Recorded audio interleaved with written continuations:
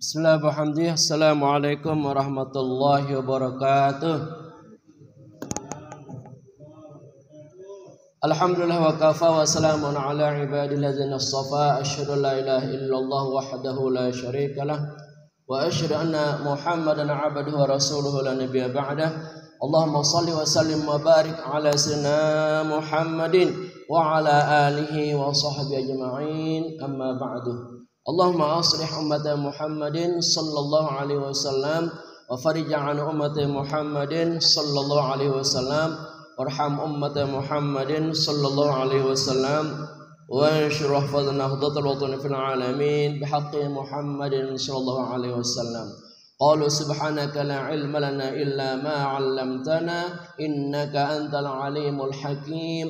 Rabbi zidni ilma warzuqni fahma. Rabbi shrah li sadri wa yassir li amri wahlul 'uqdatam min lisani yafqahu qawli. Rabbi a'udzu bika min hamazati syayatin wa a'udzu bika rabbi ay yahdurun. Shadaqallahul azim. Para jamaah kami yang kami cintai dan kami hormati, di sini hadir Ketua RT kita Bapak Didik Soekardi, Ketua DKM kita Bapak Gema Ardiadi, sesepuh kita yang senantiasa istiqamah mendukung dakwah di tempat kita yang suci dan mulia ini, yaitu Bapak Castup, juga Bapak Ardi Tanjung, ibu-ibu sekalian di sini yang kami banggakan. Ada Ibu Castup ya, ada Ibu Bagas barangkali ya, dan lain-lain, ada Ibu Naupal, dan para jamaah dimanapun Anda dapat menjangkau mendengar suara kami dari corong masjid At-Tawabin, senantiasa menyapa dan memberikan sesuatu yang terbaik, pencerahan demi pencerahan dalam rangka kita meningkatkan kadar kualitas keimanan dan ketakwaan kita kepada Allah Subhanahu wa taala. Bagaimana semuanya, sehat ya?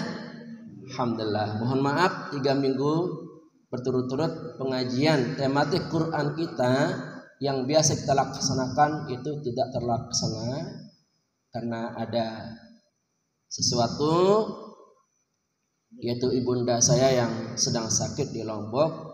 Waktu itu dalam keadaan lemah dan ngedrop, maka saya berinisiatif untuk pulang menjenguknya sekaligus memberikan motivasi, dukungan agar senantiasa kuat dan tabah menghadapi penyakit. Yang jelas sudah 6 bulan ini tidak bisa kemana-mana, tidak bisa duduk, tidak bisa berjalan, apalagi berlari ya. Mungkin karena sudah faktor usia yang sudah 80 ke atas ya. Itulah mungkin menjadi gambaran bagi kita. Kita pun mungkin kalau panjang umur seperti itu.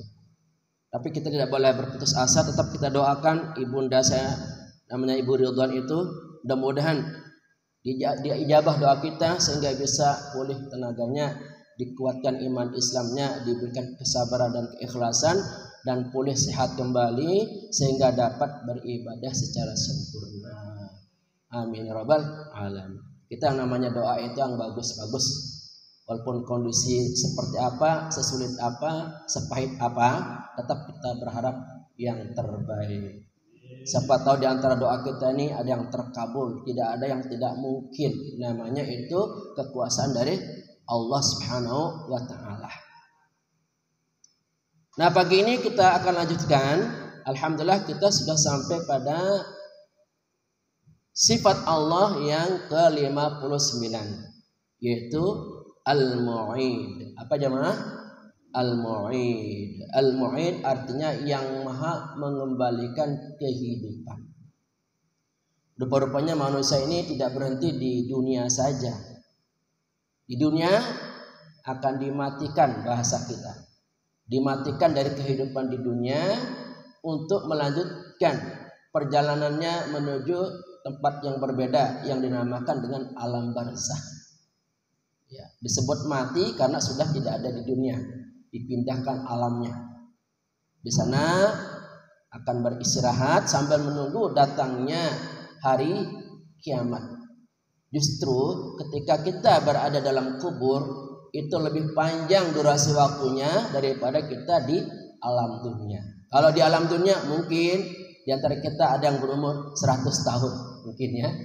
Pak Jasep insya Allah 100 tahun. Tapi jangan hanya umur panjang nyusahin keluarga. Kalau bisa umur panjang nyenengin keluarga. Ya, kalau kemana-mana nggak usah dituntun kalau bisa ya. Mau wudhu, mau kemana, mau ke pasar, mau kemana masih kuat. Panjang umur boleh kita kepada Allah, tapi tidak menyusahkan keluarga. Kalau bisa seperti itu. Paling 100 tahun lah udah panjang banget, itu jarang terjadi. Nah di dalam kubur nanti bukan hanya 100 tahun, bisa 1000 tahun, bisa 2000 tahun, bisa 3000 tahun. Jadi tidak ada apa-apanya nih perjalanan kehidupan kita di dunia. Perjalanan kehidupan yang sebenarnya itu dimulai dari alam kubur. Itulah perjalanan kita yang sebenarnya, yang panjang, tidak ada batasnya. Nah setelah selesai ya peristirahatan di dalam kubur dengan segala mimpi-mimpi, bisa mimpinya indah seperti di surga, bisa mimpinya buruk disiksa, mimpi-mimpi yang sangat menakutkan. Nah setelah selesai keberadaan di alam barzah, baru dibangkitkan dari alam kubur. Nah proses kebangkitan dari alam kubur menuju padang mahsyar namanya al-mu'id. Apa jemaah? Mengembalikan ruhnya, ya nyawanya. Jadi jasadnya yang terpencar, yang dimakan cacing belatung itu, yang dibuang menjadi abu ke laut oleh agama lain, yang berceceran jenazahnya entah kemana karena kecelakaan. Nah, nanti begitu al-mu'id, ketika dibangkitkan dari kubur, ya, badan-badan yang berserakan itu, yang dimakan cacing tanah belatung ulat itu akan dikembalikan utuh menuju kemana? Padang mahsyar. Mau nggak mau kita akan melalui proses-proses ini. Siap kita lalui? Nah, siap nggak siap, mau nggak mau kita akan melewati proses-proses alam yang sangat panjang. Tentu bekal yang terbaik adalah iman dan Islam. Apa jamaah? Iman dan Islam. Nah kata al-mu'id ini, nah bisa kita jumpai dalam surah Ar-Rum. Surat Ar-Rum itu adalah surat yang ke-30. Ya, jumlah ayatnya 60. Gampang untuk mengingat. Surat Ar-Rum adalah surat yang ke-30. Ya, ayatnya ada 60. Al-Mu'id itu berada pada ayat yang ke-27 dari surah Ar-Rum. Nah, surat Ar-Rum ini artinya bangsa Romawi yang dulu, yang super powernya dunia kan dulu ada Romawi namanya ya. Kalau sekarang mungkin Amerika super power zaman dulu tuh ya. Sebelum Rasul diangkat menjadi nabi pada zaman Rasul itu, Rum, bangsa Rum itu adalah memimpin, merajai dunia internasional. Nah, setelah umat Islam kuat, pasukannya kuat, akhirnya Nabi memprediksi, ya, memberitakan kabar gembira kepada umat Islam bahwa bangsa Romawi yang super power sekarang ini akan dikalahkan. Maka turunlah surat Ar-Rum. Akhirnya benar, bangsa Romawi itu kalah telak oleh pasukan-pasukan Muslim. Nah biasanya kita kalau kita mendengar surat Ar-Rum, apa yang tergambar jemaah? Tentang perkawinan. Surat Ar-Rum ayat berapa? 21. Itu biasa kita lihat di undangan-undangan pernikahan. Selalu dikutip itu. Wa min ayatihi an khalaqalakum min anfusikum azwaja litaskunu ilaiha wa ja'alakum mawaddatan wa rahmah inna fi dzalika laayatan liqaumin yatafakkarun. Itu biasa ya, bahwa di antara tanda-tanda kebesaran Allah dijadikanlah kamu pasangan antara suami dan istri. Kalau cuma laki-laki sendiri nggak ada pasangannya, itu dianggap tidak jantan, nggak berani mengambil siku. Ini termasuk orang yang jantan, laki-laki yang jantan perkasa. Buktinya apa? Punya pasangan namanya istri. Ya. Nah, dengan kita punya pasangan suami dan istri, tujuannya apa? Litaskunu ilaiha, agar hidup ini terasa sakinah, tenang, damai, rukun, bahagia. Kemudian mawaddah, tumbuh rasa cinta, warahmah, tumbuh rasa sayang. Ini di antara indikator rumah tangga yang bahagia itu bila terkumpul 4 unsur. Apa tadi? Sakinah, mawaddah, warahmah. Puluhan tahun kita berumah tangga, apakah sudah masuk ke indikasi itu, ke kriteria itu? Apakah rumah tangga kita sudah sakinah, rukun, nggak ada berantemnya, ya gampang saling memaafkan, perhatian, peduli, itu namanya sakinah. Sakinah itu kemantapan dalam hati, merasakan ketenangan. Ya kalau udah kerja jauh, pengennya cepat-cepat pulang.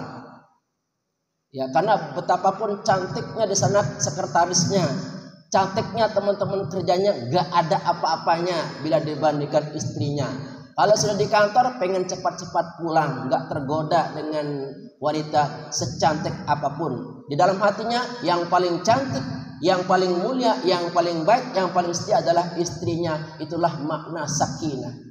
Gimana jemaah, sudah merasakan kayak gitu enggak? Jadi yang membuat ketenangan batin itu adalah istri. Istri adalah obat dari segala obat. Jadi kalau masalah kita sulit, berat di kantor, udah deketin istrinya, peluk dia, dekap dia, lembutkan hatinya, ya. Maka akan merasakan ketenangan. Allah mencabut pikiran-pikiran yang ruwet, mumet, jelimet itu. Jadi Pak Gema kalau mau rahasia biar hidup tenang, nggak usah minum obat, nggak usah mau jalan ke puncak, peluk istrinya, ya, dekati istrinya. Itu adalah obat gratis yang Allah berikan kepada kita. Ini rahasia di antara rahasia yang perlu kita ungkapkan. Bahwa untuk mencapai sakinah itu enggak perlu berteori-teori tinggi-tinggi. Cukup kita dekati istri, manjakan dia, ya, puji dia, muliakan, dekapi, ya, peluk dengan tulus, ikhlas. Maka Allah memberikan rasa tenang dan semangat dalam hidupnya. Kerja semangat lagi kalau sudah diberikan energi sakinah oleh istrinya. Gitu. Nah kalau dapat sakinah nanti akan lahir apa? Mawaddah, rasa cinta yang tulus, bukan palsu lagi. Kalau dulu waktu pacaran katanya cintanya gombal, palsu, bohong itu.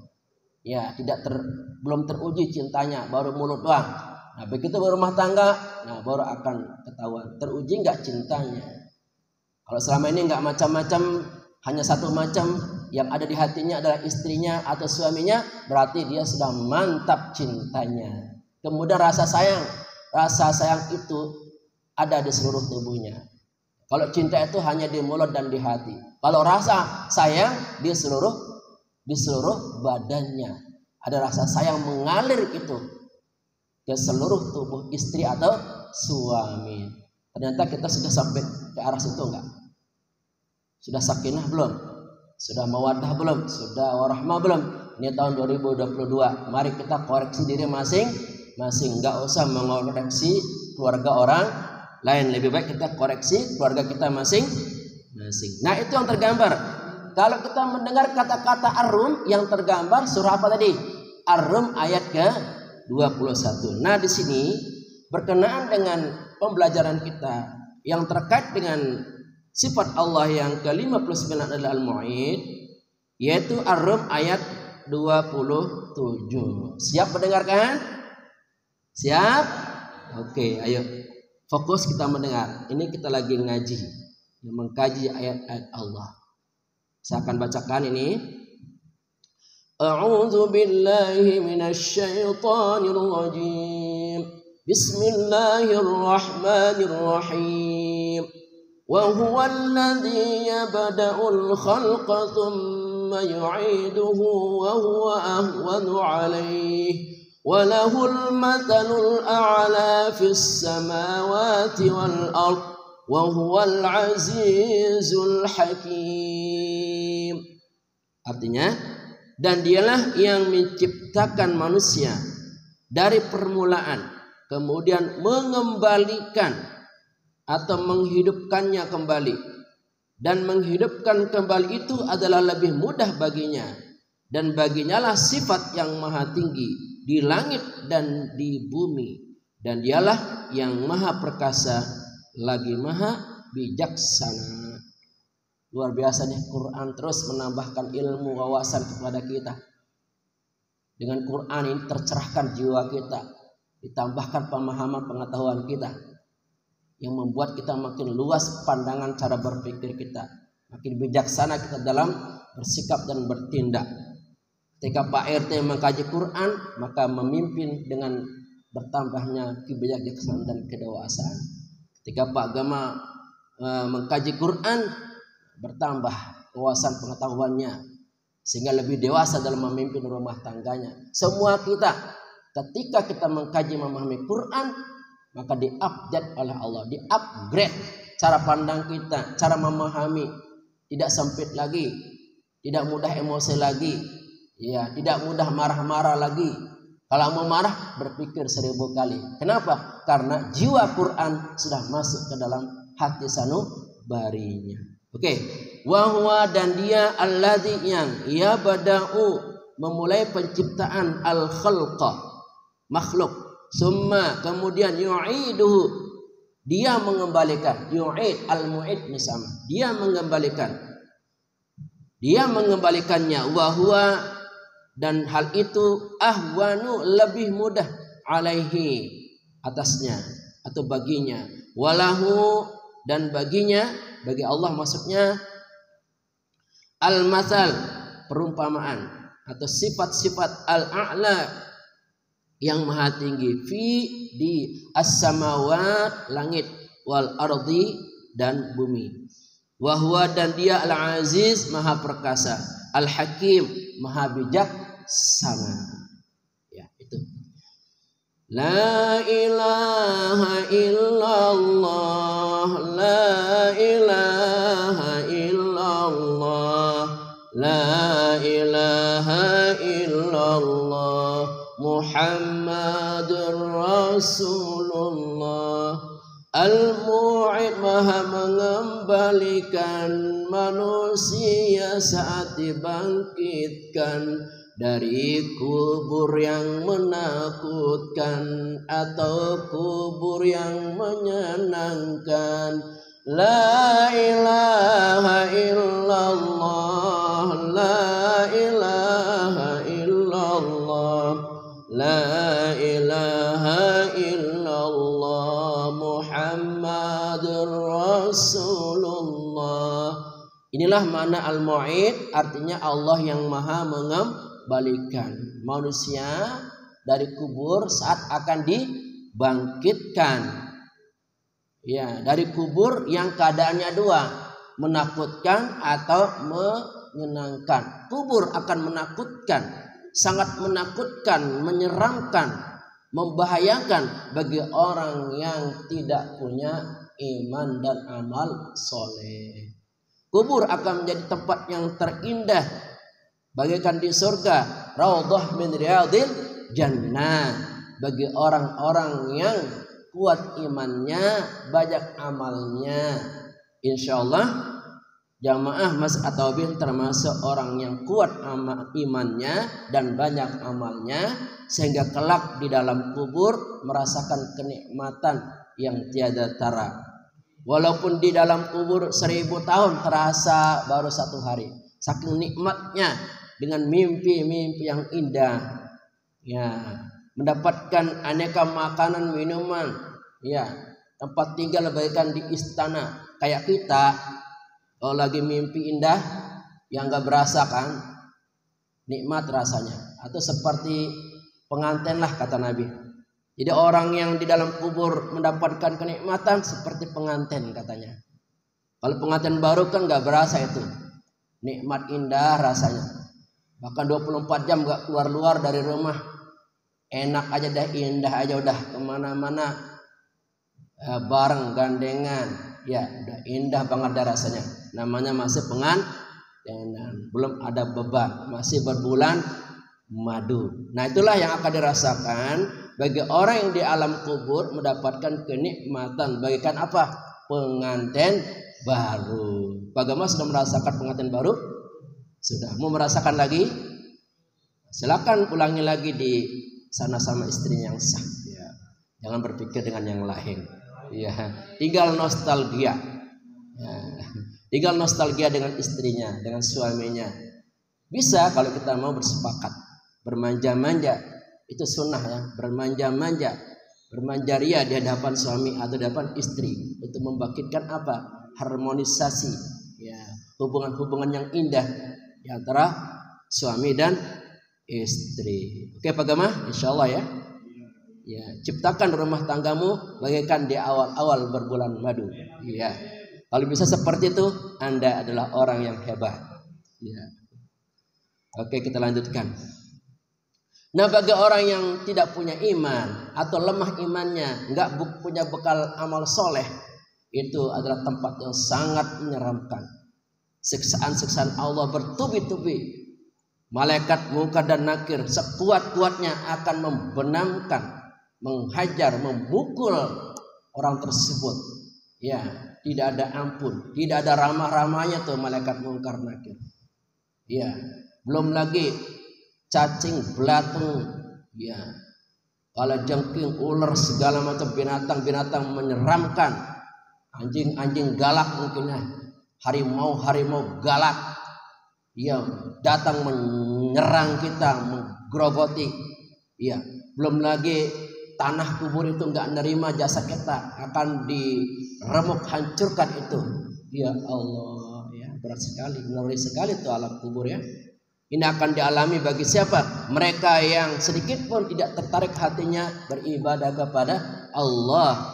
Suara azan menggelegar 24 jam untuk memanggil salat berjamaah, tapi telinganya pura-pura nggak dengar, hatinya membeku, membatu. Na'udzubillahi min dzalik. Suara azan terdengar lantang, manggil kita untuk bersembahyang. Rasulullah telah bersabda, salat di awal waktu paling utama. Marilah kita kerjakan segera, jangan sampai ditunda-tunda. Hati kita akan merasa bahagia karena mendapatkan ridhonya. Kalau mau mendapatkan ridho Allah, jaga sholatnya. Dan ini pesan terakhir Nabi. Jaga wanita, jaga sholatmu. Nabi gak berpesan jaga istanamu, ya, jaga harta bendamu, jaga pangkat dari kedudukanmu. Nabi nggak berpesan begitu. Nabi berpesan apa? Jaga wanita. Ya. Kemudian jaga sholatmu. Berpesan kepada seluruh umatnya. Kalau sholatnya udah beres, Allah akan memberikan ridhonya kepada kita. Sehingga nanti ketika kita dalam kubur, kubur kita seluas mata memandang. Kubur kita nikmat, indah, bahagia, penuh keindahan, bagaikan apa? Taman di antara taman-taman surga. Moga-moga jamaah Masjid At-Taubin mendapatkan hal yang sangat indah dalam kubur nanti. Amin, amin ya rabbal alamin. Lanjut. Allah dalam membangkitkan manusia dari kuburan sangat mudah, tidak ada beban. Ke padang mahsyar dikumpulkan. La ilaha illallah, la ilaha illallah, la ilaha illallah, Muhammadur Rasulullah. Allah menciptakan kita dari tidak ada dulu, nggak ada contoh. Jadilah kita manusia. Ya. Kemudian nanti ketika kita dibangkitkan lebih mudah lagi. Ya, menciptakan yang belum ada aja bisa, apalagi menciptakan yang sudah ada. Tinggal Allah panggil itu dengan mengatakan apa? Kun fayakun. Hei jasad yang hancur berserakan, kumpul. Ya, sehingga kumpullah kembali jasad-jasad itu untuk apa? Untuk dibangkitkan kemana? Ke padang mahsyar. Ngapain di sana? Menunggu akan diadili, semua manusia akan diadili terhadap semua perbuatan dan amal-amal yang telah dilaksanakan. Jadi hidup di dunia ini enggak main-main. Kita betul-betul mempersiapkan diri maksimal sempurna sehingga perjalanan hidup kita, perjalanan riwayat kehidupan kita dari alam kubur, kemudian padang mahsyar terus sampai ke surga nanti berjalan lancar, ya, mudah, sukses. Amin ya rabbal alamin. Saat manusia dibangkitkan, berbagai macam keadaan tergantung amal yang dilakukan selama hayat di kandung badan. La ilaha illallah, la ilaha illallah, la ilaha illallah Muhammadur Rasulullah. Dibangkitkan dari alam kubur itu berbagai macam keadaan, tidak seindah yang kita bayangkan. Ada yang bangkit ya, mukanya muka monyet, karena mungkin di dunia dulu mengamalkan amalan monyet.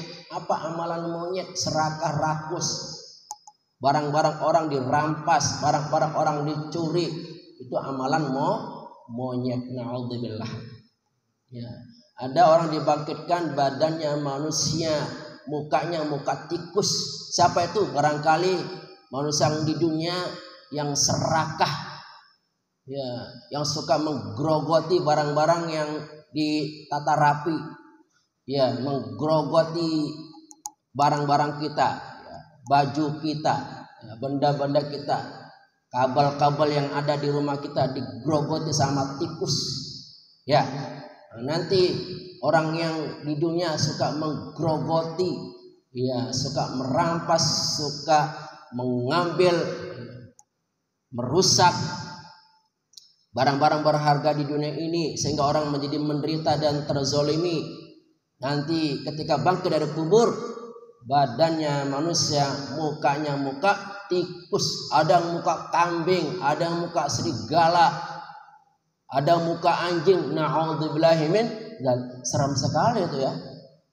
Kita melihat pemandangan yang sungguh menakutkan itu. Setiap melihat manusia enggak ada yang benar tuh manusia.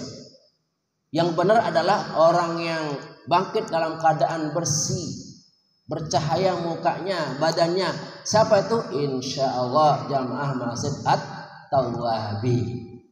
Bagi mereka yang istiqamah dalam iman dan Islam, penuh dengan prestasi amal soleh, amal ibadah, maka bangkit dari kubur kebangkitan yang menyenangkan. Ya, bercahaya mukanya, terhormat bangkitnya, seperti kita layaknya manusia yang gagah, ganteng, cantik seperti ini. Bercahaya muka kita dengan air wudhu, ya, bercahaya badan kita dengan ibadah-ibadah yang kita lakukan. Dan ini yang kita inginkan, yang kita harapkan. Semoga Allah membangkitkan kita nanti dalam keadaan penuh dengan keindahan, mukanya bercahaya, putih bersih. Subhanallah, alangkah indahnya kebangkitan seperti itu. Jika amal yang dilakukan banyak mengandung kebaikan, di akhirat dikembalikan dalam surga penuh kenikmatan. La ilaha illallah, la ilaha illallah, la ilaha illallah Muhammadur Rasulullah. Di dunia ini hanya ada dua jalan, jalan lurus sama jalan sesat. Pilih yang mana? Kalau mau pilih jalan yang lurus, ayo dong beramal soleh, laksanakan ajaran agama, tinggalkan kemalasan, datang ke masjid, sholat berjamaah, ngaji, nuntut ilmu, perbaiki akhlak. itu jalan-jalan lurus. Jangan sampai kita mengikuti jalan sesat, jalan-jalan setan. Jalan setan itu yang membenci, tidak mau, menolak terhadap ajaran agamanya sendiri. Padahal ngaku Islam, disuruh sholat susah, disuruh berbuat baik susah, disuruh bertoleransi susah, maunya menang sendiri. Merasa diri mungkin paling luas ilmunya, merasa diri mungkin paling pintar bicaranya, merasa diri mungkin paling senior mungkin. Sehingga apa? Sepertinya dia mau menang sendiri, dia aja yang mau didengerin. Kalau dia ngomong nggak mau di stop. Orang-orang kayak gini nih yang akan bermasalah nanti di kemudian hari. Kita jangan sampai mengikuti ajaran-ajaran sesat yang menyimpang, yang dihembuskan seolah-olah manis tapi itu jebakan menuju neraka. Siapa yang menghembuskannya? Setan iblis, gak ada yang lain lagi. Alladzi yuwaswisu fi sudurin nas. Setan itu sangat pintar merayu, menggombal-gombal kita, menipu kita dengan rayuan-rayuan yang terkesan indah tapi menjebak kita. Gak usah sholat, gak penting, mendingan juga main game. Ini Mobile Legend, ini enak ini. Gak usah ke masjid, ini ngobrol aja dah. Enak kan juga ngobrol. Ngobrol kan asik, apalagi sambil makan gorengan, makan kacang, ngopi, enak itu. Gak usah sholat, gak penting itu. Setan iblis itu sangat pinter, rayuannya maut, rayuannya manis. Dalam hati kita berbisik, jangankan kita menuju masjid, baru kita menuju masjid saja udah dibisikin. Ngapain sih ke masjid? Mendingan juga tidur enak, tidur kan enak, lezat. Coba sholat sono, nggak dapat duit, ngantuk-ngantuk, lelah buat apa? Nggak usah sholat. Itu setan iblis paling pinter merayu kita, mengajak kita, dan banyak orang tertipu. Dikiranya apa yang dilakukan itu yang terbaik. Tidur itu yang terbaik, ngapain sholat? Main game itu yang terbaik, ngapain sholat?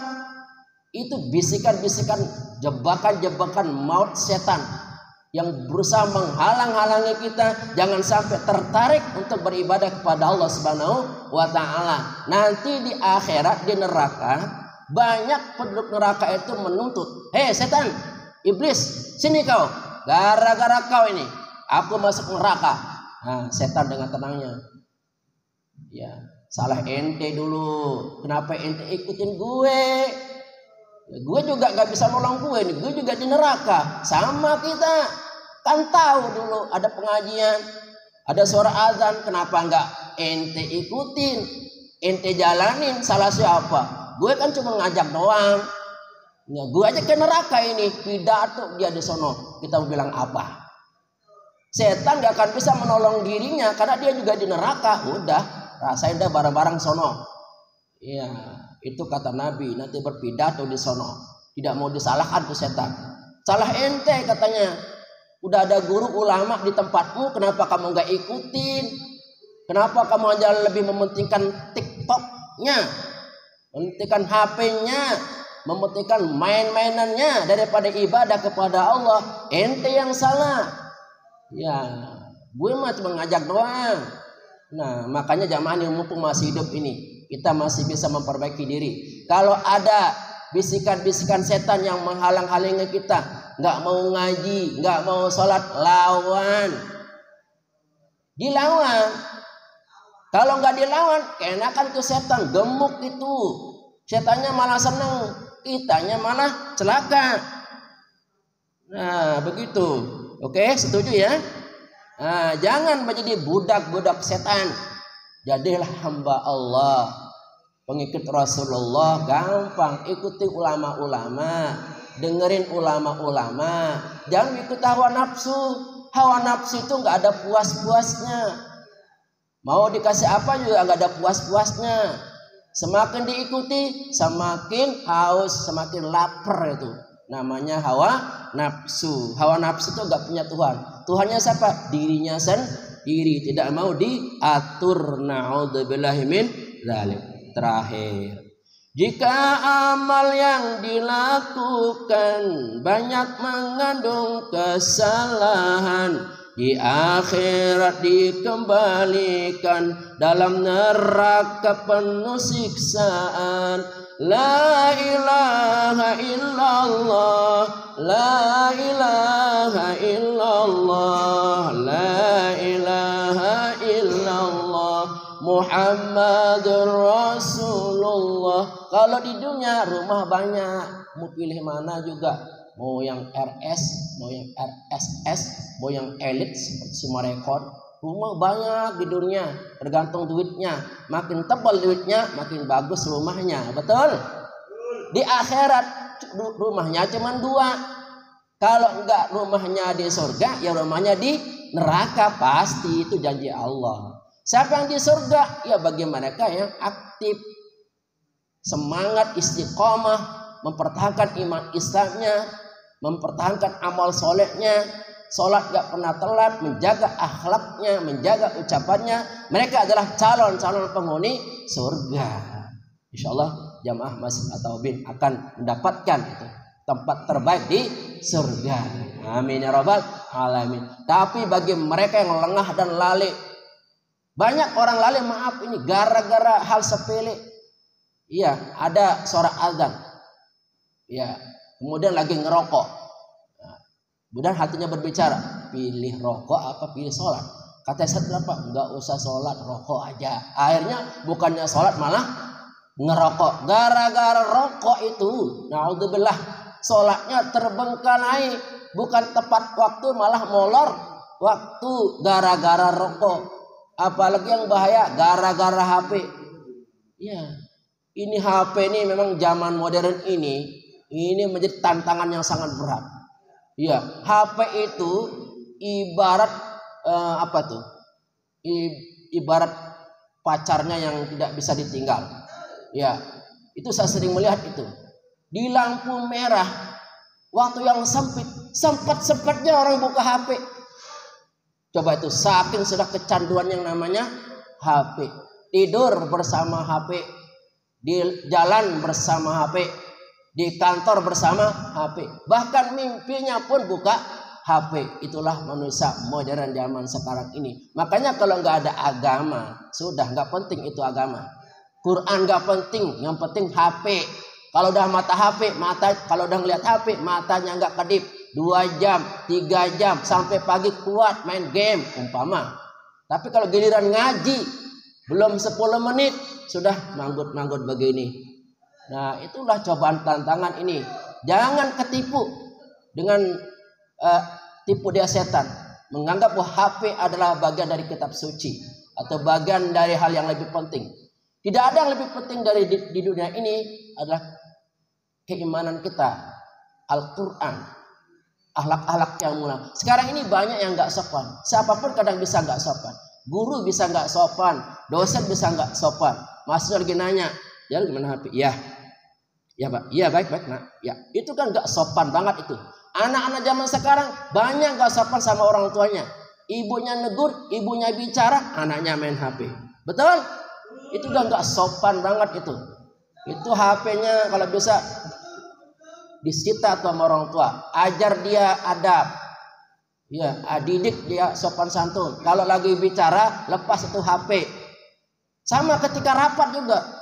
Orang-orang dengerin itu pimpinannya. Dia mau buka HP, entah apa itu yang dibuka. Bahkan sering saya lihat itu, lagi khutbah Jumat. Sempatnya buka HP, main game. Astagfirullahaladzim.